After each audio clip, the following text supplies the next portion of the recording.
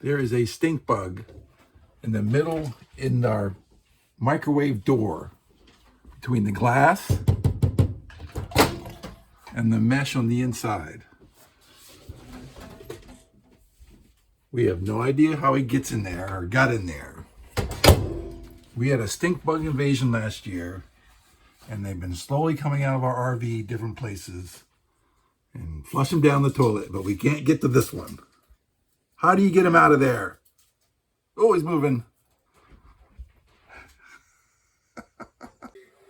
It's like it's gone. It's found. It got in there and it can't get out. Yeah. It's not going to be able to get out. I think it'll find its way out, and then it'll stalk us in our sleep.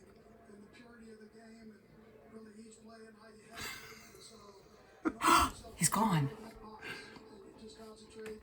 He's gone. We gotta. Whoa! Buggy, stink bug. Can't figure it out. Demons. So if we run the microwave, will it cook it? I don't think so because it's on this side of the mesh. So does anyone know how to get a stink bug out of the middle of the microwave between the mesh and the glass?